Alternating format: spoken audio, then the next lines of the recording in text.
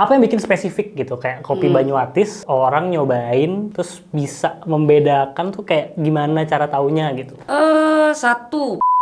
Jadi kalau kopi itu kan biasanya ada yang pecah-pecah, ada yang hitam-hitam. Nah, kalau kita bilang yang super premium, dia harus grade 100% utuh. Di era sekarang ini lebih cepat coffee shop dibanding dagang canang sih kalau aku bilangnya. Bisa dibilang mereka mencoba dan nggak bertahan lama. Bagaimana sih sebagai pebisnis juga, Iya. Mbok Din menanggapi fenomena seperti itu gitulah di Bali. Oke, ini sebenarnya Orang yang ngerjain? Oh, manual. Yes.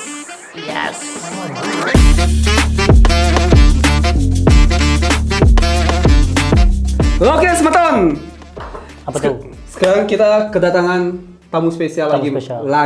lagi, Mon. Ini katanya konten kreator terbesar di seluruh Singaraja dan Betul. sekitarnya. Wow. Betul banget. Karena ada punya kopi shop, pabrik kopi, kebun kopi, semuanya kopi. Mesin kopi? Mesin kopi ya udah pasti. Penggiling itu. kopi? Penggiling kopi. Apalagi? Kopi Ada. ada. Itu SOP Itu tuh. SOP lama. SOP baru yang kemarin arak sama tua tuh. Ya silahkan, mari kita sambut Mbak Din. Saya lihat kemana nih? Sini. Hai. Jadi Mbak Din ini adalah salah satu owner dari Kopi Banyuatis. Mbok lah dengan kearifan lokal lah, mbok lah. Mbak Iya, itu kayak Jawa gitu nggak sih? Berarti kita pakai sistem kita kolektif box, pakai X. Oke, box. Box Din. Box Din. Gitu. Oke, Mbak, mungkin bisa cerita-cerita sedikit lah diperkenalkan diri juga tentang Mbak Din ini sebelumnya apakah memang langsung baru lahir jebret. Langsung kopi baru lahirnya Langsung bisa keluar kopi. kopi langsung. Set, cupping langsung. Oh ini Robusta. Ini Arabica, ini Extra nih. Gitu atau kayak gimana? Boleh. Backgroundnya juga boleh diceritakan juga untuk Aduh. semeton-semeton kita. Panjang banget itu kalau sejarah. Singkat aja ya. Oke, singkat aja Singkat boleh. aja. Jadi baru lahir, saya sungsang. Lahirnya kaki duluan. Oh bisa ya? Bisa lah. Coba di Google ya. Jadi orangnya lahir sungsang, kaki duluan, tapi tetap selamat sih. Cuman agak geser aja otaknya. Ya Jadi kelihatan karena- sih. Kelihatan kan? Jadi untuk ukuran orang yang lahir sungsang, memang perjalanan hidupnya nano-nano lah. Jadi dari kecil, dari orang nggak mampu, bapak supir, ibu guru, tahulah gaji guru ya, semengenaskan apa ya. Bapak supir, ibu guru, sekolah nggak mampu, jadi ngandelin beasiswa, syukurnya selalu dapat beasiswa, tapi akhirnya tamat SMA nggak bisa kuliah. Karena nggak bisa kuliah, akhirnya ngerantau ke Jakarta jadi pramugari, karena uangnya banyak. Dulu cita-citanya masih mulia, kumpulin uang sebanyak-banyaknya terus kuliah sendiri. Setelah tahu rasanya punya uang sendiri nggak enak ternyata kalau kuliah ya. Udah keterusan jadi pramugari. Long short story, pandemi, akhirnya pulang lagi ke Bali, kerja merintis lagi dari awal di pabrik kopi. Nah, dari 2021 ya, 2021 bulan Mei itu kerja di Kopi Banyuatis, dilihat potensinya, kemudian naik karirnya jadi manajer pemasaran, manajer marketing, berurusan sama brand strategi, berurusan sama campaign, berurusan sama program diskon dan lain-lain. Terus di 2022, wih hebat ya, 1 tahun doang ya, kayak drama Cina gitu. Dalam 1 tahun diangkat jadi CEO. Terus iya benar, langsung dalam 1 tahun jadi CEO. Terus sampai sekarang berarti total udah sekitar 5 tahunan lah. Oh, Di berarti Kopi Banyuatis. 11-12 kayak drama Cina yang lagi Betul, gini itu. versi cewek. Versi ceweknya. Biasa aku adalah anak CEO itu kan telat taunya ini cowok biasa tuh juga Yes. kali ini yang cewek gitu. Ini versi yang cewek kayak begini nih. Aku bukan anak CEO, aku CEO-nya. Itu mah memang. Plot twist ini. Plot twistnya gitu. Tapi bukan pewaris ya. Oh, berarti emang awal mula itu dari kecil dulu, habis itu Ya iya dong dari kecil dong. Masa dari kecil gede anjing. Maksudku jabatannya. Oh iya. Ya dari tim kreatif dulu, staff ya, levelnya staff, gaji UMK.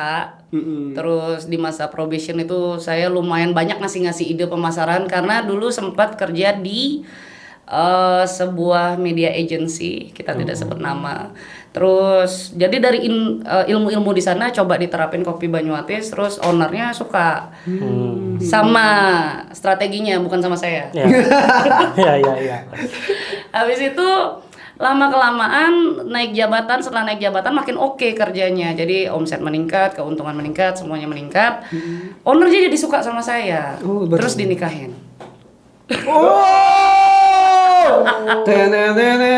Itu beneran? Beneran. Berarti yang di kontennya selama ini itu Suami. owner Iya, aslinya itu ownernya.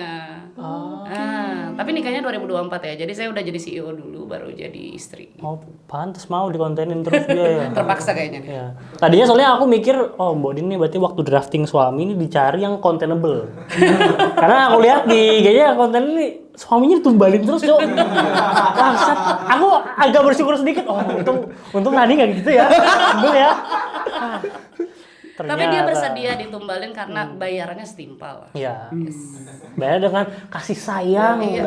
Kasih sayang yang sebesar-besarnya. Dengan cinta kasih.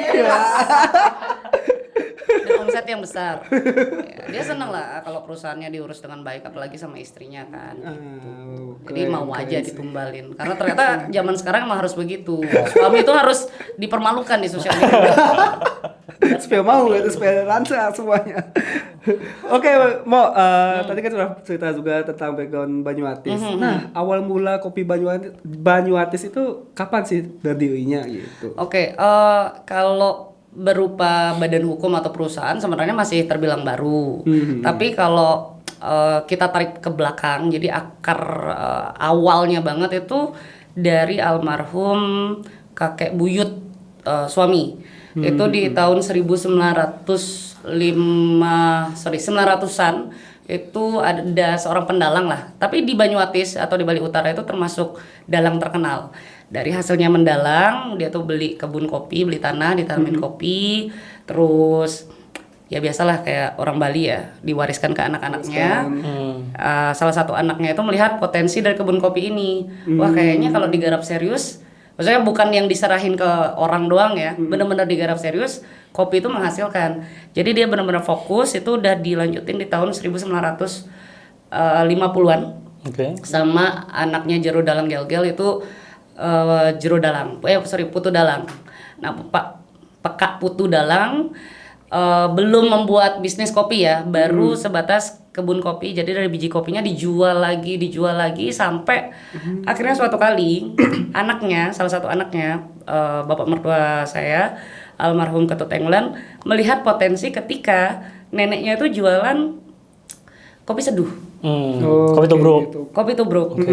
Jadi dari kopi seduh itu dia melihat potensi bisnis.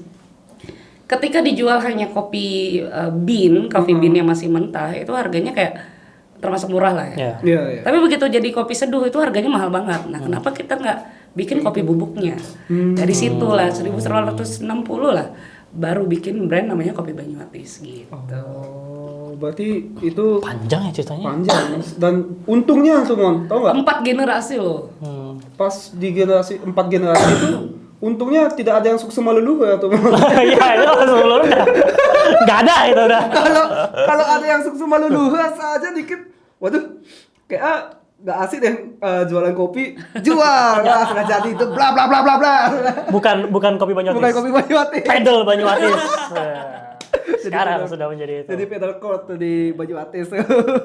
Jadi buat kalian kalau punya tanah jangan dijual. Iya. Tanamin kopi. Kopinya apa? Biji kopi Banyuatis.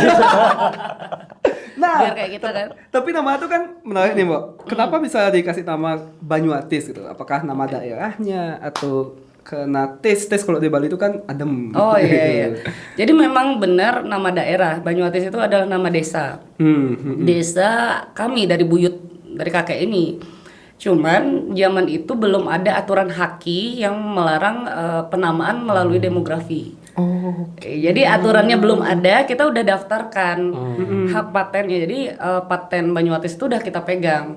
Nah, begitu muncul aturan yang melarang penamaan demografi itu sebagai hak paten, kita lawan dong. Ya kita kan udah namain ini sebelum aturannya.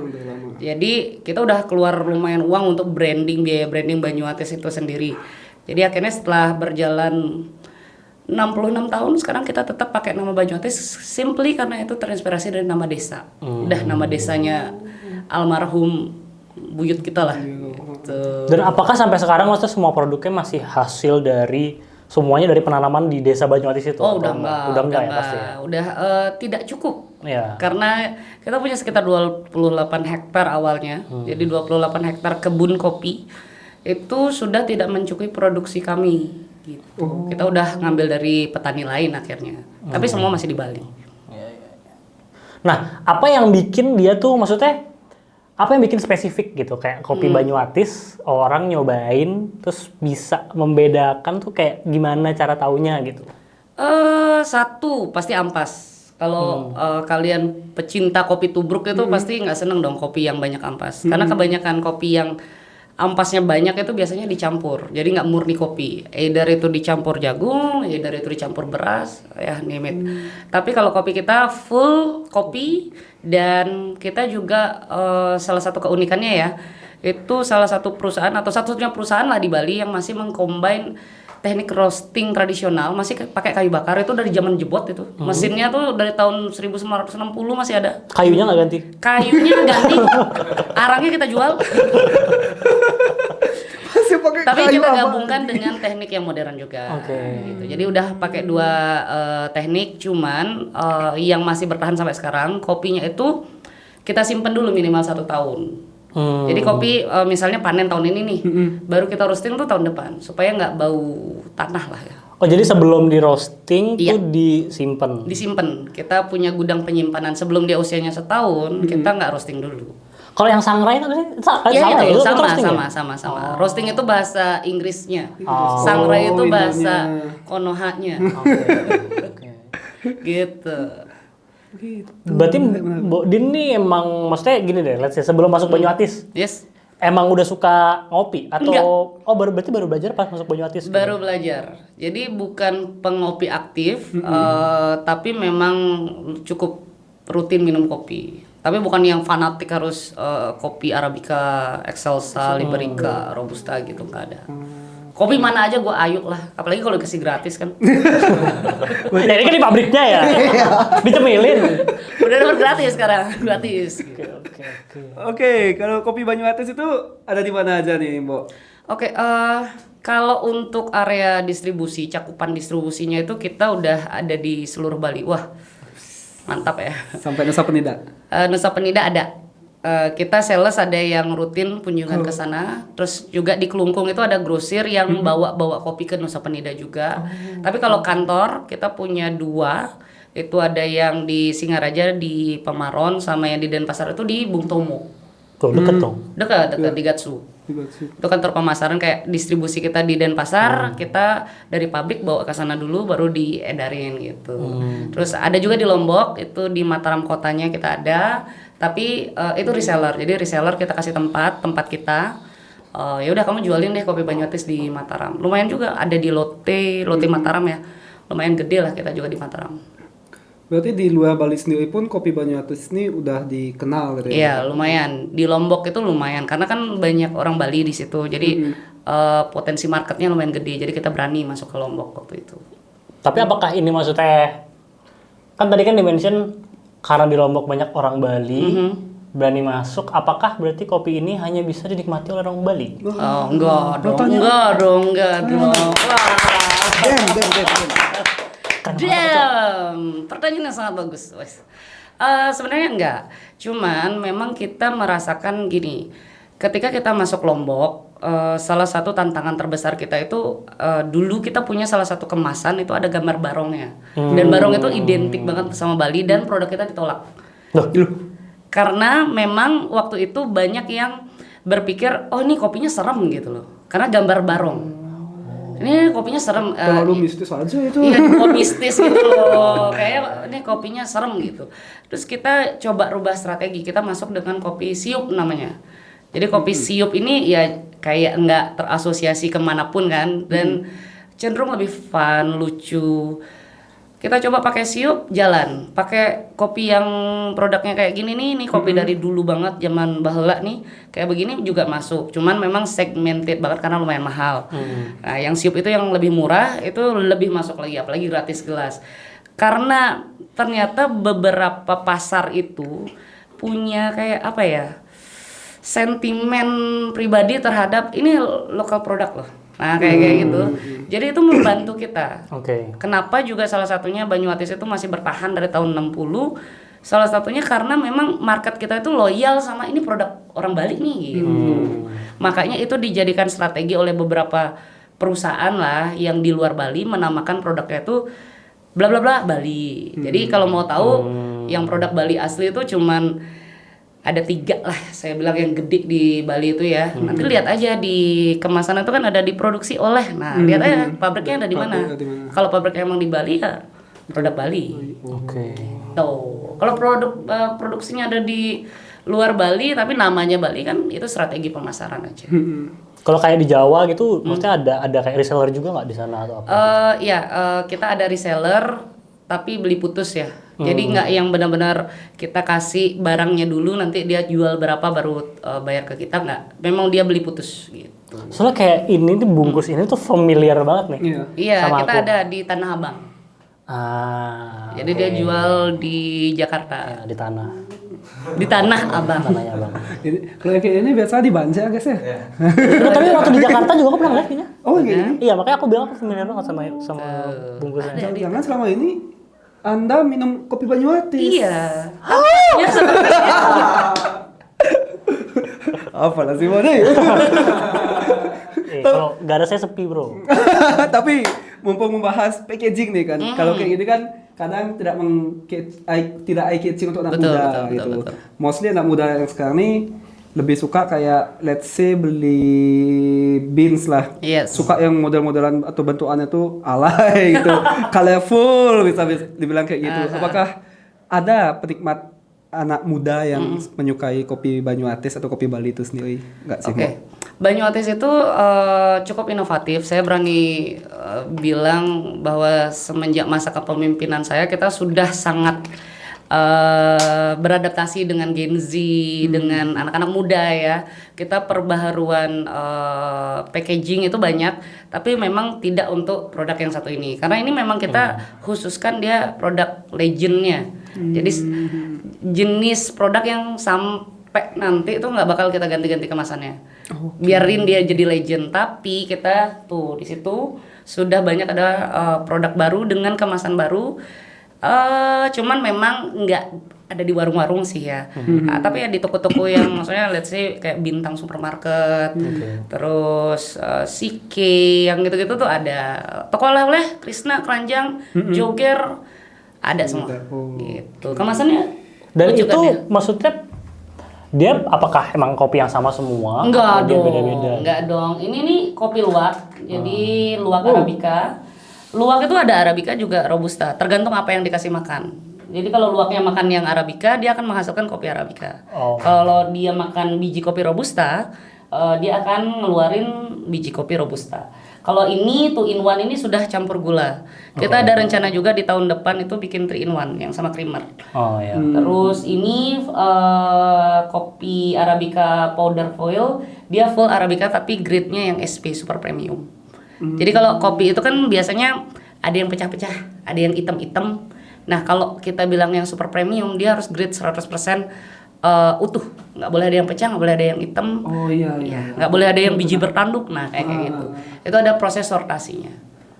Oh. Gitu. Maksudnya pas masih jadi bijinya. Iya, Nah, itu sebelum kemasan biji. Enggak, ini semua yang bubuk yang kita bawa ke sini yang bubuk. Tapi kita semua ya sebenarnya ada sekitar berapa ya? Ada kayak 20 kali varian ya.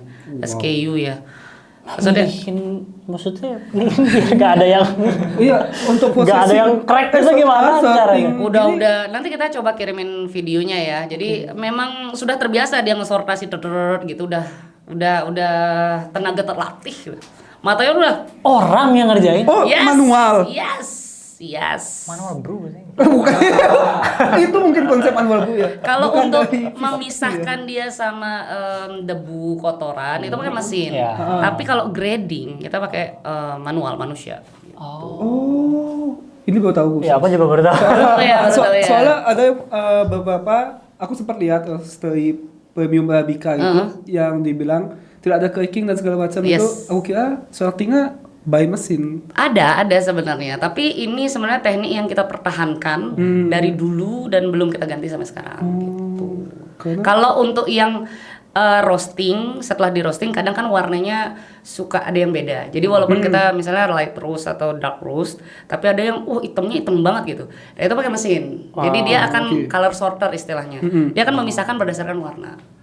Supaya warnanya selaras. Ada asik. Boleh tahu nggak, Bo? Dalam satu hari itu terjadi setiap hari nggak proses roasting? Senin sampai Jumat lah. Oke. Per harinya itu kira-kira berapa pasang tangan yang melakukan sorting itu? Yang umumnya itu ada 4 orang. Oke. 4 orang, karena kan produk premium kita tuh kayak jualannya cuma 5 ton lah. Oh, dia berarti nge-handle cuma untuk produk Iya, premium? Oh, iya, oke. hanya untuk produk premium. Tapi kan tergantung juga kapasitas produksi. Jadi kalau misalnya produksi kita lagi meningkat banget dan itu ternyata peningkatannya di produk yang ini yang reguler, itu mereka akan diarahkan ke area packaging. Jadi tugasnya cuma ngemas-ngemas, masukin ke kardus, packing gitu dah. Oh. Gitu. Tenaganya sih 4 orang aja. Tapi tetap aja ya seharian. Iya. Mungkin. Gitu. Apalagi kalau kelihatan kecil loh. Ini hitung kan enggak? Coba kamu lihat ganti-gantian berlima gitu. Enggak dong, ada quality control. Oh enggak, perasaan kali perasaan. Karena kesenangan ngeliat. Tapi Mbak, gimana sih cara bedain kopi Arabica atau Robusta semisal sebelum di roasting? Karena kita sudah perusahaan besar, jadi suppliernya udah pisah-pisah ya. Jadi petani Arabica memang tidak akan membawa Robusta ke kita. Arabica bakal Arabica aja, Robusta akan Robusta aja. Jadi sebenarnya di kita mereka tidak punya tugas untuk membedakan. Dan kalau kita produksi Arabica juga masih sedikit sekali. Kita mostly 80% penjualan kita tuh didominasi oleh Robusta. Tapi udah ada labeling sih. Bedanya apa sih, Mbak? Rasa kali ya. Kalau yang fisik kan nggak terlalu, untuk bubuk begini kan udah jadi debu lah. Nggak kelihatan lagi bedanya. Tapi rasa sih. Kalau Arabica tuh lebih cenderung lebih asam. Tapi kalau Robusta tuh lebih pahit. Ya semua pahit sih. Apalagi minumnya pas patah hati, pahit semua. Soalnya kan kayak anak-anak muda sekarang tuh pengennya, nggak tahu ya, kopi pokoknya wah Arabica nih yang diagung-agungkan gitu. Tapi tergantung. Ada apa sih dengan Robusta memang? Tergantung ya. Arabica itu sebenarnya begini, kalau untuk coffee shop itu memang condongnya ke Arabica. Karena setelah melalui proses menjadi espresso itu lebih cocok ketika dicampur sama susu mungkin, ketika jadi ice americano mungkin. Jadi ketika dia tidak hanya kopi tubruk biasa gitu. Arabica tuh kayak jadi primadona. Tapi kalau kita ngomongin kopi tubruk nih, Robusta lah. Robusta. Kalau kayak manual brew gitu ada nggak yang Robusta? Ada. Jadi terserah mau request yang mana, kita semuanya ada. Coffee drip ada, Arabica ada, Robusta ada, mix blend pun kita ada. Ada, kalian ada coffee apa tadi? Coffee drip itu iya, drip. yang pakai Yes. apa sih bungkus teh tuh? Yes, ada. Tapi itu custom. Jadi kayak hotel-hotel besar kayak Marriott itu custom ke kita. Kita jual coffee drip. Tapi ada logo hotelnya, ada kopi kita juga gitu. Oke. Berarti kalau ciri khasnya kopi Banyuates itu di Robustanya atau Robusta itu gitu? pemain utama kita lah, pemain utama. Kalau Arabica itu masih baru kita coba, cuman kita melihat pangsa pasar yang bagus di Horeca. Jadi outlet atau coffee shop ini kan lagi menjamur ya. Cuman mereka nggak mampu kalau beli coffee shop yang kecil ya, kita bicara jangan yang udah ratusan tempat duduk gitu. Mereka tuh nggak mampu beli produk lama kita yang harganya sekitar 200.000 lah, 300.000 per kilo tuh nggak mampu. Nah kita mensiasati, kamu mau pakai kopi yang enak, bean kopi yang enak, itu bisa di mix blend. Jadi Arabica 70, Robusta 30. Mau lebih murah lagi, Arabica 60, Robusta 40. Itu bisa. Dan kita udah mulai menyasar ke sana. Oh, berarti juga nggak supply kayak coffee shop gitu ya? Motokopi kita. Motokopi Toast. Motokopi Toast. Semua cabangnya kita. Apalagi ya banyak sih kita sebenarnya coffee shop. Rak kopi Kak kopi. Kita juga supplier apalagi ya. Coffee shop kita udah mulai banyak main ke coffee shop lah. Cuman memang kadang kan mereka udah punya pegangan sendiri ya. Jadi udah kopinya sebelumnya udah apa brand lain gitu. Untuk menggeser itu agak perlu waktu. Tapi nggak ada yang nggak mungkin kalau sama saya. Betul. Pasti bisa. Nah, jadi apa sih sebagai spesialnya kopi Bali gitu loh, Mbok? Yes. Soalnya di coffee shop sekarang tuh aku banyak ngeliat dia tuh either ngambil dari luar atau enggak memang punya roastery sendiri gitu. Oke. Apa sebagai pembedanya kopi Bali dibandingkan kopi-kopi yang lain gitu lah. Oke, kopi Bali itu memang punya karakter tersendiri ya. Dia nggak strong banget kayak kopi Toraja lah, let's say kopi Gayo gitu. Cuman karena kita orang Bali, sebenarnya kita udah terbiasa sama rasa kopi Bali. Nah, ketika banyak perantau mungkin mereka ngerasa ini kurang strong nih. Pengen yang lebih strong lagi. Akhirnya mereka cari coffee shop lain yang pakai kopi yang lebih strong. Nah, mungkin di situ. Tapi kita tetap cukup percaya diri bahwa kopi Bali itu harusnya tetap jadi primadona di Bali. Silakan kalau mau bawa kopi lain. Kita kan saudara lah semua kopi yang masih di Indonesia juga. Tapi kita tetap percaya kalau kopi Bali itu pasti akan jadi primadona di tanahnya sendiri. Pasti paling cocok sebenarnya sama rasa kopi Bali asli. Kopi Bali gitu ya. Soalnya kan kayak kalau kayak di Jakarta gitu contohnya kalau kopi Bali tuh kayaknya yang paling sering dipakai Kintamani deh. Ya, kopi Kintamani Arabikanya terkenal. Tapi sebenarnya kita juga punya kopi Arabica dari Wonogiri. Wonogiri itu Bali Utara naik Bedugul monyet-monyet. Oh di Bali? Wonogiri, yes. Aku dengarnya Wonogiri. Dua dia. Ya Wonogiri. Wonogiri. In Javanese Ju. Balinya Wonogiri. Jawanya Wono. Kopi Wonogiri. Jadi Wonogiri itu juga Arabica. Memang secara branding ya belum semendunia Kintamani. Tapi itu masalah ini aja sih. Nanti kalau misalnya ada waktu ya kita pasarkan Wonogiri itu akan terkenal juga sih. Tapi kita ada juga Arabica Kintamani ada. Cuman mostly emang kita pakai Arabica Wonogiri. Berarti udah sebenarnya mencakup banyak ini ya, banyak bukan apa varian gitu. Iya. Kayak tadi kan Robusta doang, sekarang udah Arabica. Harus beradaptasi lah sama permintaan pasar kan, nggak bisa ya terlalu idealis gitu. Tadi kan juga udah bahas sedikit Mbak, aku dengarnya distri ke banyak coffee shop. Yes. Nah, di era sekarang nih lebih cepat coffee shop dibanding dagang canang sih kalau aku bilangnya.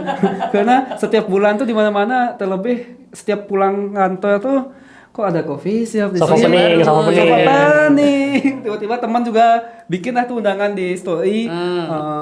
You are invited to kayak gitu pasti. Itu kadang bisa dibilang mereka mencoba dan nggak bertahan lama. Bagaimana sih sebagai pebisnis juga Mbak Din menanggapi fenomena seperti itu gitulah di Bali?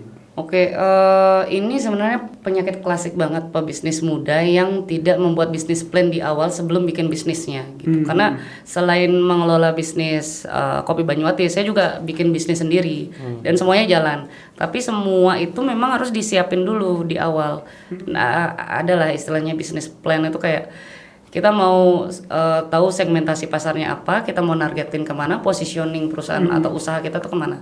Kalau coffee shop cuman berdiri hanya dengan idealisme, oke, aku mau jualan kopi gitu, kayaknya susah ya. Aku mau skema.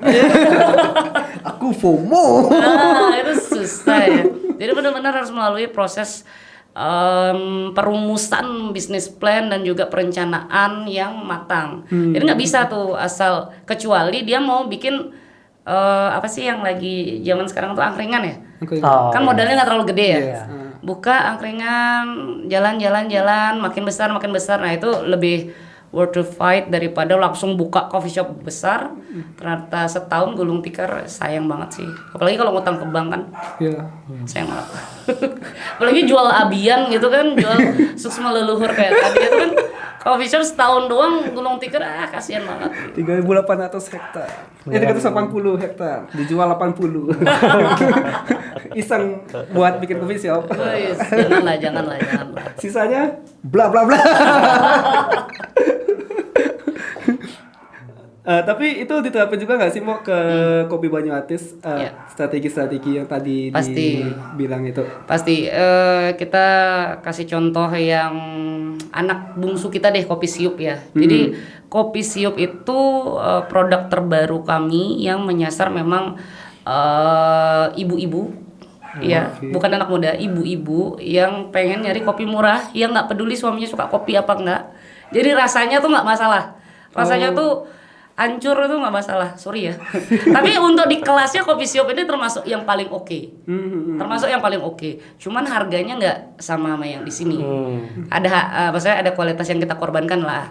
Udah gitu kita pakai gratis gelas. Per 200 gram udah gratis gelas. Ibu-ibu itu nggak peduli. Bapaknya nitip, saya mau kopi Banyuatis ya sayang gitu. Ini gratis gelas ya udah ini aja gitu.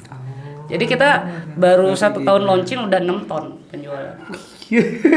Karena kita benar-benar mengerti pasar. Kita nargetin apa, namanya apa, strategi pemasarannya apa. Itu kita terapin banget dan jalan. Kenapa namanya kopi siup? Siup. Sorry. Berarti kaping-kaping tuh pakai kopi siup ya? Iya semuanya. Semuanya gak ada punya Ya ini kemarin hasilnya aku lupa lagi. Kok lagi bikinnya aku lupa ya. Aksi. Ini nggak tahu ya. Yang lomba barista Indonesia tuh. Itu kopi siup semua itu. Gak ada punya kayak gitu. Yang beli pada bini-bininya semua soalnya. Berarti belinya di Banyuatis. Tapi penamaannya enak kan. Maksudnya nempel di telinga tuh enak gitu. Siup. Tagline-nya aman ngopi jeg siup. Apa tuh artinya? Kalau ngopi ya siup. ya. Gimana ya? Udah dilanjutin. Ya siup. Kalau ngopi ya siup gitu. Jadi buat top of mind sih itu. Iya kan. Keren, Jadi keren, benar-benar boleh. kita menerapkan proses yang awalnya aja ribet, tapi kalau kita ngeliat hasilnya dalam 1 tahun ini udah 6 ton. Sebenarnya ya yang seperti ini nih yang harus ditiru sama pebisnis muda. Jadi ribet di awal, kita mengkalkulasikan semuanya termasuk biaya kemasan. Jadi jangan sampai nih produksi ya asal murah tapi nggak balik modal gitu, nggak bisa. Terus biaya gelas juga sebagai bagian dari marketing itu kan juga harus diperhitungkan. Jangan sampai kita jual misalnya 90.000 deh anggap, tapi cost-nya itu semua termasuk biaya tenaga kerja langsung, biaya listrik untuk memproduksi kopi ini ya. Itu ternyata 92.000, ya kan rugi buat apa? Boncos, jual tanah lagi dong. Iya. Tiap tahun 1 hektar. Dicicil ya. Pakai kak? Enggak. Saya punya pertanyaan. Ini dari tadi sebenarnya pengen nanya. Yes. Apakah ada trik untuk menyeduh kopi tubruk supaya apa namanya tadi? Ampasnya nggak banyak. Nah. Pertama harus pakai kopi Banyuatis. Oke. Itu dipastikan ampasnya nggak banyak. Oke. Tanpa perlu trik-trik yang ribet. Tapi trik tambahannya biasanya begini. Kita habis seduh itu harus pakai pas mau nyeduh itu harus pakai kopi yang panas banget, bukan panas apa namanya dispenser itu ya. Bukan kopi. Airnya harus panas banget. Harus yang benar-benar.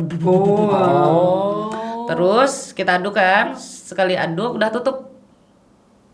Jangan diminum dulu. Kasih dia waktu turun ya kurang lebih 30 detik itu udah turun lah harusnya ya. Kalau dia nggak dicampur apa-apa harusnya turun. Baru diminum. Udah enak. Soalnya kan kadang ampasnya masih nyakut-nyakut. Iya. Berarti selama ini ibu-ibu PKK di Banjarku tuh barista. Karena dia mengkalkulasi kapan turun ampas kopinya itu. Bener. Jadinya pantas pas aku datang kok bisa pas. Sudah turun dia kan. Iya. Keren. Jangan habis tiru langsung melepuh juga kasihan lidah. Saya sudah melepuh. Langsung buk.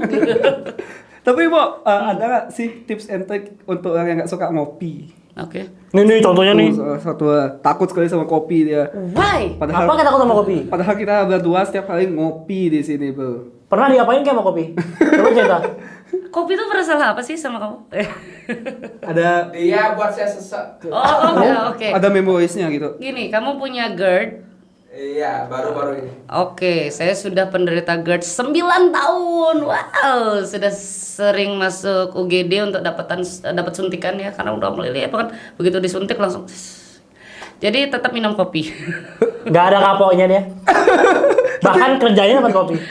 Yang punya tempat kopinya dinikahin sama dia. Nggak ada kapoknya emang. Luar 9 biasa. tahun lo punya GERD dan GERD-nya tuh udah parah banget. Jadi udah endoskopi ya, udah banyak banget lukanya di sini. Di lambungnya tuh udah banyak luka. Udah parah banget ya. Tuh guys.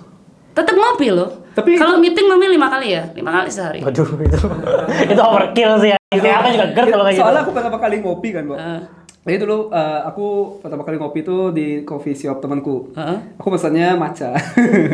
Habis itu diginiin tuh itu ownerku datang, ownernya datang temanku dia bilang, "Masa ke tempat kopi gak ngopi?" Aku bilang, "Gak suka, biasa kopi susu." Gitu. Enggak, buatin mah dia americano. Dua, cobain gitu. Awal-awal gak suka, tapi sampai sekarang bisa bikin gitu. Penikmat lah saya bilang. Nah, soalnya banyak yang bilang kan kopi itu bikin GERD. Itu masalah di kopi susunya kah atau kopi hitam itu kah atau apanya lah yang bikin GERD atau sakit asam lambung? Sebenarnya GERD itu kalau sepengetahuan saya ya, takutnya salah gitu. Sebenarnya nggak dari kopi aja. Jadi kita ada yang sudah bawaan, karena kan dia udah luka nih lambungnya. Terus setiap orang tuh punya asam lambung, cuman nggak semua orang asam lambungnya tuh bocor. Sampai udah panas-panas gitu nggak? Udah sampai di sininya pahit, bau gitu kan. Nah itu udah parah kan GERD-nya. Dan itu sebenarnya nggak selalu dari kopi.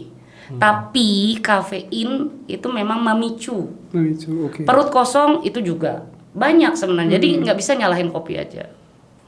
Kalau kalian nggak ngopi gitu ibaratnya, tapi tetap GERD, terus mau nyalahin kopi enggak kan? Karena banyak faktor. Saya kebetulan udah sekitar 3 bulan ini nggak pernah kumat lagi 1 kali pun. Tapi ngopi. Tapi ngopi, tetap ngopi. 5 kali. Kalau itu per meeting loh. 5 kali per meeting loh. Kalau meeting aja. Kalau normalnya maksi 3 lah, maksi lah. Kebayang nggak di CEO berapa kali meeting sehari? Kebayang nggak kayak berapa gelas coba sehari? Damn. Inilah kenapa banyak terus bertahan sampai sekarang. Dihabisin kopinya ya kan? Damn. Ya begitu. Jadi kalau kita punya asam lambung sebenarnya bukan jadi alasan takut sama kopi sih. Satu, pola tidur. Itu banyak banget yang mengeluhkan. Jadi kita minum kopi, dan ini pernah terjadi sama saya ya. Saya minum kopi tapi istirahat cukup, nggak stres dan nggak emosian gitu, karyawan nggak bikin masalah gitu kan. Ternyata GERD-nya nggak kumat-kumat sama sekali. Tapi pernah ada kondisi yang nggak ada meeting, jadi kayak banyak waktu luang lah ya. Ngopi itu cuma 1-2 kali sehari, maksimal 3 kali sehari. Tapi istirahat nggak cukup. Cuman 4 jam sehari. Siangnya nggak bisa tidur, nggak sempet tidur. Malam baru selesai kerja jam 4, jam 8 udah bangun, jam 9 udah ngantor. Jadi yang di situ ternyata lebih memicu GERD saya. Ya. Tuh. Berarti hari ini Anda aslam karena kurang Tidur. Ya memang. Coba 8 jam nggak? 8 jam nggak? Enggak. Nah itu, coba dimulai dengan 8 jam sehari. Ngopinya. Enggak, tidurnya. Kirain. 8 jam sehari kopi terus. Tapi kalau Mbak Dini melihat lebih suka kopi hitam atau yang campur-campur kayak signature di coffee shop pada umumnya isi sirup lah, isi ini itulah. Saya tergantung kondisi. Jadi kalau misalnya kopi hitam itu masih pakai gula. Kopi hitam yang benar-benar hitam tuh enggak bisa sama sekali karena belum ketemu nikmatnya. Belum ketemu benar-benar kayak espresso gitu, belum ketemu. Jadi masih harus pakai gula. Kalau kopi susu ya sekarang apalagi ngetren sea salt, katanya sea salt. Yang ada gurih-gurihnya suka lah, cuman kadang kayak takut sama ini aja sih, obes ya. Gula ya kan. Gula. Jadi kopi hitam sama gula itu the best sih. Kalau tanpa gula boleh dicoba, tapi saya belum. Tapi kalau kayak pakai creamer gitu? Boleh. Kalau saya oke aja. Ada sekarang. Enggak ada. Mocha kalau itu. Aman lah, creamer aman, kopi coffee shopan juga aman. Kadang kita nongkrong ke coffee shop tuh pengen tahu ini dia pakai kopi apa ya. Oh kalau nggak enak kayaknya mending kita approach nih buat ke kita.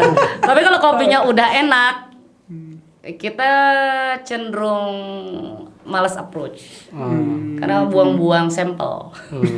Biasanya kan kalau enggak kopi saya udah enak gitu, harga udah oke gitu, nggak mau ganti kan. Jadi buang-buang sampel. Mendingan cari yang kopinya nggak enak gitu, langsung wah ini kopinya nggak enak nih, kita jualan nih. Nah, ada nggak sih juga gitu, Mbak Din, tips and trick buat pebisnis yang pengen open coffee shop pada saat ini atau gimana? Gitu.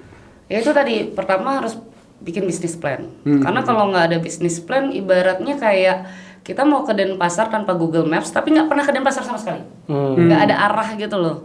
Kita mau misalnya pendapatannya bakal berapa nih? Kita punya target dulu kan. Oh harus pendapatan segini baru punya untung segini. Nah kayak gitu kalau nggak ada bisnis plan kan kayak berjalan dalam gelap. Yang paling pertama harus dibikin tuh bisnis plan. Terus yang kedua relasi. Karena apa? Nggak ada bisnis yang jalan langsung besar gitu, nggak ada. Pasti orang-orang yang terdekat kita yang pertama bantuin kita buat jualan lah bahasanya. Yang ketiga, banyak yang orang suka salah paham dibilang pebisnis tuh enak. Padahal enak banget. Enggak, kalau untuk saya pribadi jadi pebisnis tuh lebih ke kita stres, kita nggak jelas gajiannya karena pakai sistem profit sharing kan. Kalau untungnya banyak dapat duit, kalau lagi harga bahan baku kopi tinggi terus keuntungan nuncep ya kita bisa nggak dapat keuntungan kayak gitu kan. Tapi ada aspek moral yang bikin kita tuh bangga jadi pebisnis karena kita buka lapangan pekerjaan dan kita memperlakukan karyawan kita tuh dengan sangat layak. Kita ikut undang-undang ketenagakerjaan.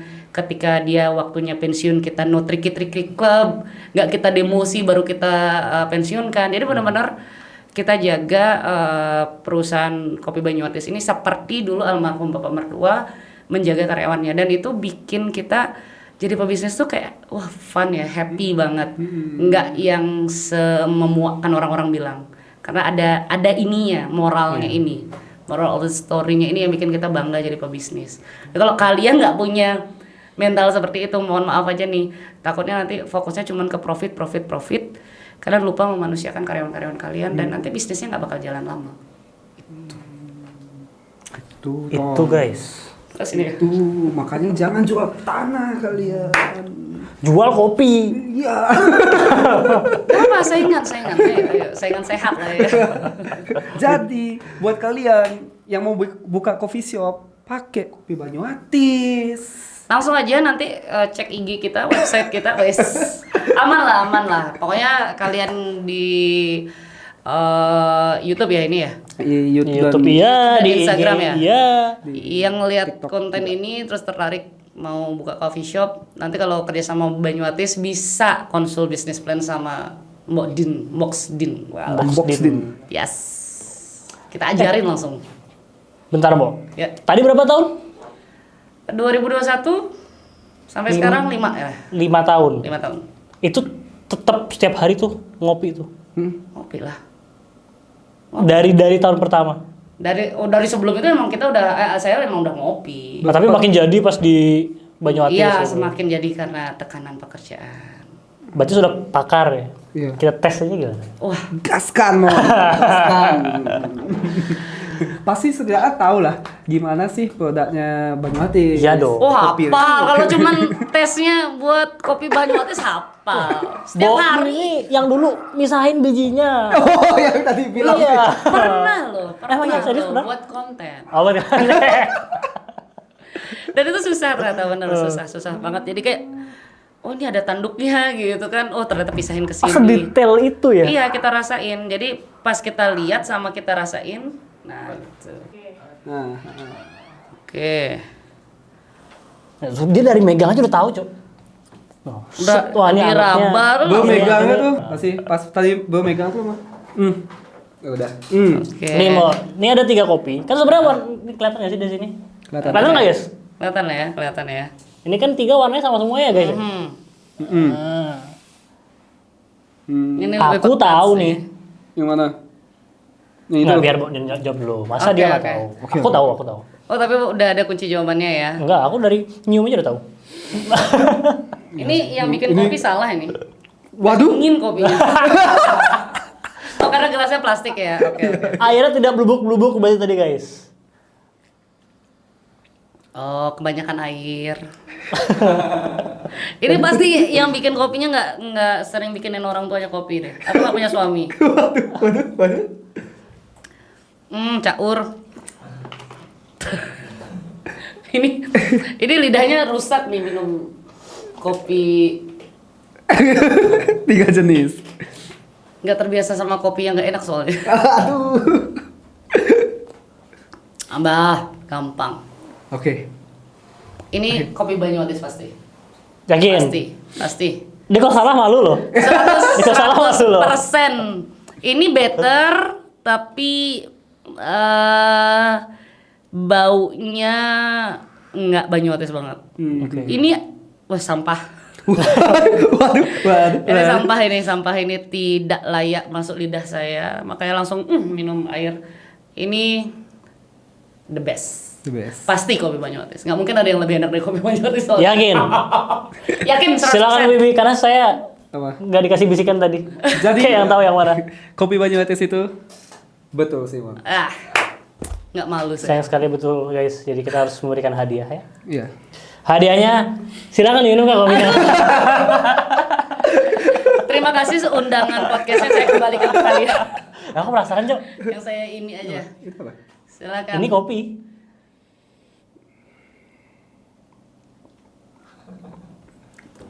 Ada yang di sebelah sini better itu lumayan. Ada yang ini nggak terlalu. Oke. Ini kebanyakan air anjay. Aneh banget. Rasanya plastik. Iya, makanya gampang kenalinnya. The best. Gampang kenalinnya. Padahal sama semua ya. Kayak Kelihatannya warnanya ya. tuh kayak nggak beda gitu. Nggak beda, tapi rasanya itu terlihat sangat berbeda. Coba Mbak. Yes, cobain. Silakan. Kameramen mau nyoba? Cobain lah. Kayaknya guardnya nggak akan kumat nih kalau minum kopi Banyuwantis. Coba ya. Nanti kan ada tuh buat dibawa pulang tuh, silahkan deh coba deh. Kayak sembuh deh gerbuk guys. Pakai guys. Sumpah. Habis itu apa? Serius. Kelihatannya tangan kiri lagi ngambil. Iya. Iya. Ada BPJS kan? Ada cinta. Ada cinta dan kasih. Gimana Mas? Gimana? Aman. Tapi nggak tahu itu ini dua. Nah cobain dulu deh. Cobain dulu deh. Sepertinya kalau ini yang dicoba pertama, yang ini langsung kelihatan terjun bebas. Kalau yang dicoba yang hancur duluan ini kelihatan lebih enak tapi nggak setinggi itu. Kenapa? Ini apa, Cok? Berarti Jujur nih kan? Jadi emang kebanyakan air aja. tapi padahal takarannya sama loh kan? Tapi Iya. rasa taste itu Ya, yang ini lebih berasa. Itu yang kopi rasanya, Cok. Ini the best tadi. The best ini. Jadi buat kalian yang pengen ngopi, ngerasain kopi Bali asli banget itu, nikmatin lah kopi Banyuwantis. Dan itu kurang lebih tadi kita sudah blind test. Kita sudah ngobrol-ngobrol juga sama Mbok Din yang saat ini CEO kan ya? Yes. Menjadi CEO banyak. Bunyi backsound. Oh, ada backsoundnya. Oh iya. Oh manual. Ulang. Ulang. Lupa aku sih ngomong apa ya. Ya itulah kurang lebih. Ya kita sudah ngobrol dengan Mbok Din. Dia CEO dari Banyuwantis. Sudah 5 tahun setiap hari ngopi 8 gelas. Masih bisa di sini ya, luar biasa lah itu coba. Walaupun punya Zat itu. tapi masih bisa hadir ke sini. Luar biasa. Jadi Tidak kita sudah- seperti kameramen kita yang di belakang. Lemah. Cupu. Begitu. Terima kasih Mbok Din sudah Terima kasih datang. banyak. kasih banyak, Kita Mbak kolektif. Sampai ketemu di episode berikutnya. Wes. Episode berikutnya kita ke Singara aja. Asik. Harus ya datang ke pabrik ya. Berarti kalian bikin vlog, lihat proses produksi kita. Aku mau nanya sebenarnya Mbok. Apa? Kan tadi ada yang bagi-bagi itu tuh. Aha. Boleh nggak kita yang bagi-bagi? Aku juga kepo kali mau kayak Aku pengen bikin ini, coba pengen bikin challenge. Wah. Jadi kita berempat, masing-masing bagi-bagi tuh. Siapa yang dapat bener ya? Aku pengen lihat, Cok. Boleh. Boleh asal Jangan nggak minta dijual gaji tapi, ya. jangan dijual tapi mau. Asal nggak minta gaji nggak apa-apa. Gak apa-apa. Kita biasanya share aja di sini, profit sharing aja. Berat ya mainan. banget. Semua ini. Ada cinta dan kasih sayang. Oke, terima kasih. Boleh nggak hostnya nutup ya? Boleh? Boleh. Ya terima kasih buat semua yang udah nonton. Sampai ketemu dan jangan lupa follow @kopibanyuatisofficial dan juga kita kolektif. Siapa tahu nggak follow kan? Kebangetan kamu. Ngopi doang nggak follow kita kolektif, kebangetan kamu. Kacau kalian. Kita itu udah makin